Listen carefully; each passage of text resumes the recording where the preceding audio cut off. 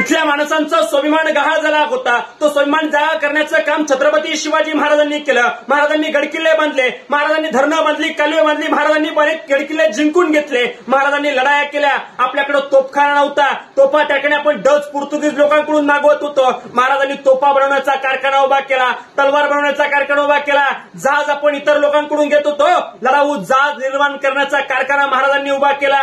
पारशी भाषेचं प्रभुत्व तुमच्या आमच्या भाषेवरती वाढत चाललं होतं, म्हणून महाराजांनी आपली भाषा टिकली पाहिजे. राजव्यवहार कोश निर्माण करण्याचं काम छत्रपती शिवाजी महाराजांनी केलं. बाहेरील व्यापाऱ्यांचा भडीमार तुमच्या आमच्या राज्यात वाढत चालला होता, त्यामुळे आपल्या राज्यातील व्यापारी मारत चालला होता. म्हणून व्यापाऱ्यांसाठी काय केलं, बाहेरून येणाऱ्या व्यापाऱ्यांच्या मालावरती टॅक्स जास्त आकारला, जेणेकरून आपल्या इथला व्यापारी वर्ग त्याकडे सुधारू शकेल. याच्या पलीकडे महाराजांनी सर्वसामान्य माणसाला सोबत घेतलं, गोरगरिबाला सोबत घेतलं, शेतकऱ्याला उभा केलं. आणि हे सगळं करून महाराजांनी काय केलं, अखंड हिंदुस्थानाचं आराध्य दैवत छत्रपती शिवाजी महाराज हे छत्रपती झाले.